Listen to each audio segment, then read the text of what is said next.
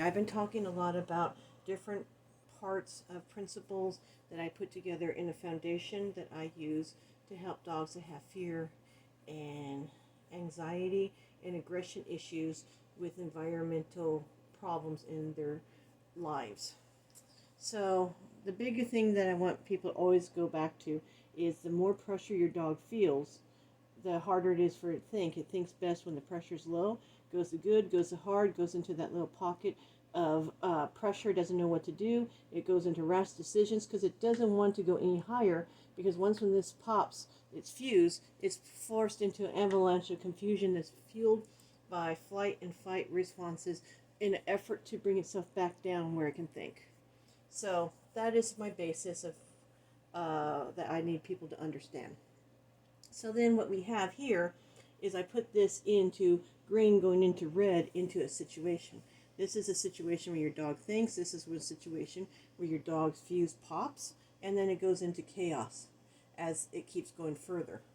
So what we want to do is make this into human terms. So what I do is I say that everybody has a dream, a goal.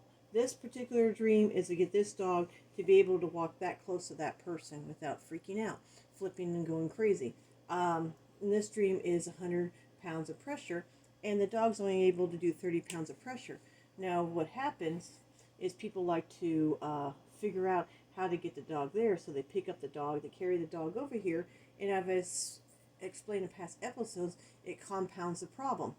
If you take the dog to a dog park and you throw the dog with a bunch of dogs, the dog's only able to handle this much, and you put it in this much, you actually make the problem bigger.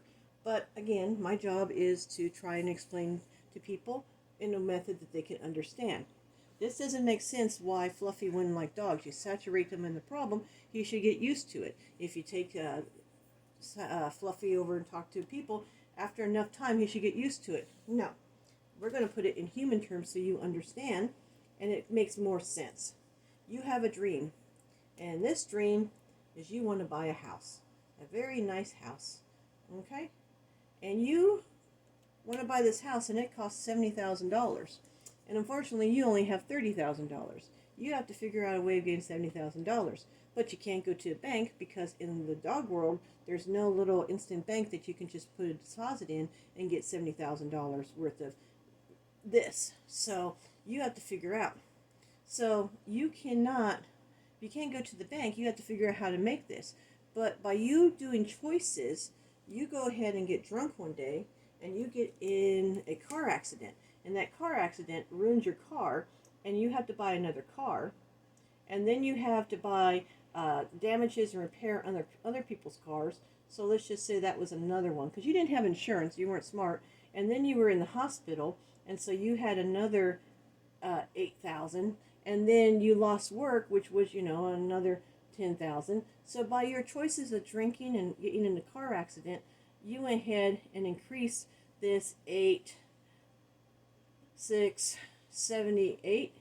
Is that right? Yeah, 78 more pounds of pressure. So that one bad choice in that day went ahead and made this, instead of being $170,000 that you needed to do, now you have to do $148,000.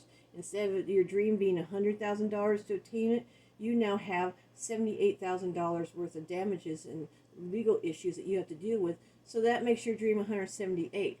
So this is what you do to the dogs. By choices that you take the dog to a park to see be mauled and jumped on by dogs when it's scared and it's not prepared for it, you're adding this. The same thing when you're making people touch a dog, is dog's not prepared for it. You're actually making your dream go further and further away. And then you're just making your life more difficult to the point that it maybe seem really hard to get to. And so people always sit there and say, my dog is going worse and worse and worse and worse and worse. Well, yes, the dogs degress too, but at the same time, if your dog is only 30 pounds worth of pressure, and then you have this going up to 270, and you have this going up to 300, you keep adding more problems, then this becomes bigger. So it doesn't matter if you have 30, if you have put 1,000,000 pounds of pressure on your dog, your dream is now only going to be a dream. So you need to stop thinking about how how to get there fast, you need to figure out how to invest in your bank. This is the bank. This is what you need to invest in. So how do you make more money in there? You go ahead and you invest that 30,000 into maybe new business ideas. You invest it in something that gives you some type of return. You use it. You utilize it and make it make more. You make this 30, and you teach it to make another 30, and then make it in another 100, and another 200, and another 400, and 500. People always sit there and they say that they have dreams. And what I tell them to do is stop thinking about this. Stop thinking about this dream, get rid of it, and work on your focus point. And you just keep adding to this and make this bigger and bigger and bigger, and eventually your dream will come true because you have enough in the bank to do what you want it to do. So people always sit there and they say, well, how do I build my bank if I can't just pick up the dog and saturate it and play in the red zone, which, oh my gosh, is my nightmare. But we'll forget that. We go on to this one, mental currency to success. And it doesn't work for all dogs, but it's one of my techniques that I use. And if it can work for a dog, it's very successful. I use tricks. Now, people always sit there and they say, I don't want my dog to learn tricks. I want my dog to be able to talk to Fluffy and not eat Fluffy. I like my dog to let my cousin come in the house without having a earth-shattering example of aggression or hiding underneath the bed and not come out for weeks. So, but tricks is a method of teaching a dog how to problem solve and how to find success. You have a learning method that as a dog learns tricks, it becomes easier for him. So a dog that learns the first trick is using 100% of its efforts to do it, versus as it learns the tricks, you come down to only using 3% of what the original trick used. By going further and further and further, you can teach a dog more things at 1/3 or 2% of what the original trick was. And I have people that tell me, they're like, well, you have sit there, and that's the first one, and my dog sit was the easiest one, but when I went and taught the third trick, it was really hard. Well, when you have a dog living with you, he has learned a lot more than sit from you because he's acquired communication skills. And so sit's not that hard, but when you start to come down the thing, you kind of go, oh, well, but we'll get past that. But if you get a dog that's been living on the streets for 6 months, a puppy, and you try and capture it, and it's never been touched by people, I guarantee that sit will be way up there. It'll be a lot of effort, but as the dog learns, it becomes easier. So more tricks equals less pressure for tricks. The more the dog learns, the easier it becomes. Less pressure for tricks means it's easier to combine. Now what that means, and we'll put that back into human terms, is when you went to school, you went ahead and you had teachers, and they taught you 1 + 1, and then they taught you 2 - 4, and they taught you divisions and multiplication. That's one step in learning. And then they start teaching you fractions. Okay, that was another step of training. And then they went ahead and taught you decimal points. Okay, they taught you that. And then they started teaching you 2x + 4x equals, and then they started to do 2y + 3x equals. They started showing you these things, and they started doing that. And then when they go farther from that, they start going into these crazy things like that, and it's a progression in learning. So when you first learn, you learn things that are very simple, but then when you go to the next level, you're actually combining what you learn here into this, and you're combining what you learn here into this, and then you're combining all three into this, and you're combining all this into this. It's a progression of learning and training with your mind, and it works the same way with the dogs. You can combine skills that they learn into bigger skills. Like you can teach, when you teach a dog to sit, they can combine it into a wave, or they can combine it into a hello or something. Those are combining tricks. So the more you combine the tricks, the higher pressure acceptance the dog does, because just like a child, if you took a child that was 5 years old and you try to ask them what the square root of something was, or what percentage of 39 is 7, it's going to overwhelm them. But as you learn more principle and foundation, you can actually combine concepts and learning to get to a higher pressure acceptance. So you can actually learn from doing basic arithmetic, addition, subtraction, and multiplication. You can actually take that into learning fractions, and fractions turning into algebra, algebra turning to calculus, and then they going into everything else. It's a pressure. Combining tricks makes it easier for you to accept pressure, and that'll be crucial when you want to start combining things like noise, sound, motion. These are points, foundational points through trick training that you can convert into further higher level training. Higher pressure equals more variables to explore. So the more the dog can deal with the pressure, like down here, it's easier for him to keep learning, and you can explore different levels of questions and problems.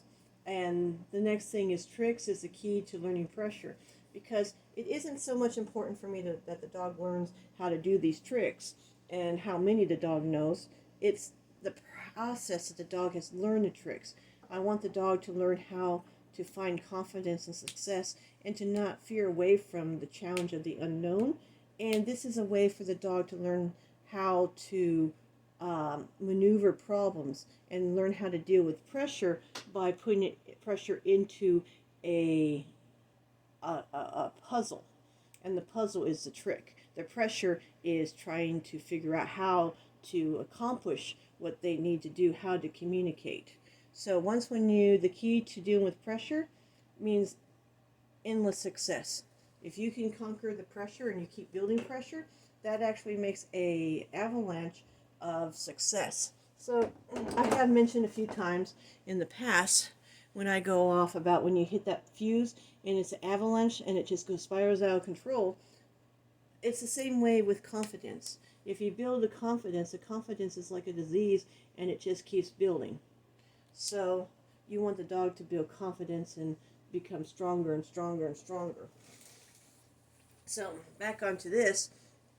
This is a little harder concept, but when you teach 4 tricks and you have 30 pounds of pressure, and we're going ahead and put this dog in an air-proof bubble where there is no environmental pressure, because that's another issue we deal with. There's environmental pressures in everything, but let's just pretend there is none. And you teach a dog 4 tricks, and that's all they know, and each trick is like 25, then when I put this trick down here, it's 25 pounds of pressure minus 30. I only have 5 pounds of pressure I can play with. If I go ahead and have the 8 tricks, then the amount of pressure is 12 minus 30. I have a little bit more room to play with. I have 8 more pounds of pressure I can play with. So putting this in more of a dumb term, if I'm working at the 4 tricks being 25, I can only do 1 trick and I'm already here. If I'm working at 8 tricks and it's only 12 pounds of pressure, I can do 2 tricks and I'm right about there. But if I've taught a lot of tricks, then the amount of pressure the dog can deal with is 30. So I can actually do 10 tricks here, and I can build upon that. So the next thing is why is building upon important or any interest? Let's just say that I teach a dog to go in a box, and a box is 3 pounds of pressure, okay? And then I go ahead and I teach a dog that is comfortable with that, and I teach him all these different tricks separately. Oops, I went too forward. Sorry. We teach each trick separately. So I have like 2 paws, I have 4 paws, I have hold, I have bashful, and I teach each one of these tricks separately. Sit down, spin, pretty, stand, sit. I teach each one of these tricks separately. So when I go through and do each one of them with very little environmental pressure of none, then I'm doing 3, 3, 3, 3, 3. The reason why there are only 3 is because I've done 33 tricks, and so the more tricks you learn, the less it takes. If I only taught 8 tricks, then it would be 3 times as much pressure to do each one of these tricks. So I teach each one of these tricks separately, so that my dog can go ahead and their capability. 1, 2, 3, 4, 5, 6, 7, 8, 9, 10. So if my dog can only learn 33 tricks or so, I have the illusion that my dogs have 3 pounds of pressure for each trick. 3 pounds of pressure for each trick is 30 pounds. So that's no problem. So what I do, each one separately is 3 pounds, and I work with my little thing of 10 pounds. So what I do is I get a box, and I tell my dog to do that. That's 3 pounds of pressure. I tell my dog to do sit, down, stand, get off, spin, get off, and I go through all these different ones separately. So what I'm doing is I'm teaching my dog to do 3. So he's working at 3 pounds of pressure here. Then the second one, when I add another trick, he's working at 6. So that should be 6 pounds of pressure. But what happens is when the dog does that enough times, he starts getting cocky and confident, and what he feels is only 4 pounds of pressure. So then when I start doing 2 tricks, and then I keep changing the tricks like this, then he's sitting there thinking that he's doing 3, 3, 3, which is 3, which in reality looks like 9 tricks. He feels like he's only doing 5 pounds of pressure because he's getting so used to it. He knows how to do all these things. So when I start doing this, he's like, yeah, no big deal. Yeah, no big deal. Yeah, no big deal. So then when he gets really good at that, then I go ahead and throw the 4th trick in there. So that's 1 trick, 2 trick, 3 trick, 4 trick. So that should be 12. In his opinion, he's working only at 6 pounds of pressure because as he combines these tricks, they become easier for him. So sitting on a box is no longer 3 and 3 to sit. Sitting on a box, 2 of them now feels like 4 because he's done it so much. He's become so confident in his abilities that what we would think was 6 pounds of pressure is now 4. And then when we throw another one on, we say sit pretty, which is 1, 2, 3, which should be 9 pounds of pressure. He feels like he's doing 5 because he's done it so many times. And then when we tell him to get up there and we want him to wave, it's 1, 2, 3, 4. That's 12 pounds of pressure. He feels like he's at 6. And then when I go ahead and add another one, 3, 3, 3, 3, 3, which is 15, he thinks he's at, 7 pounds of pressure because I'm asking him to hold something in his mouth. So what's happening is a dog feels like this is what his real pressure is in the room, but he's working at this. Do you see how he's starting to work the pressure that is in the room at half to a third to a quarter of what it actually is? So as you're going further this way, he's sitting there thinking that he's working at 30 pounds of pressure when he's actually only working at maybe 10 pounds of pressure. And then he's thinking he's working at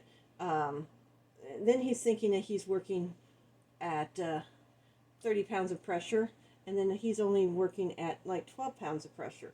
30 pounds of pressure. You think he's working at 30 pounds of pressure, and we work it that way. So put in this because this is all getting crowded here, and I can't think. What you're doing is he's thinking that he's working at 3, and then you go into it, and then he's thinking he's working at 6. He thinks he's working at 6, but he's actually working at 5. And then as you keep going, then when he's thinking he's working at 20, you're actually working him at 30. And then when he's thinking he's working at 25, you're actually working at 40. And when he thinks he's working at 30, he's actually working at 60. This is how you change that into a bigger denominator. And then later on, you start adding other variables to make it even more interesting. And that's when we start adding sounds and different variables to break things apart. But I'm going to end this video here because I think that's a good spot as far as you just understanding how to build.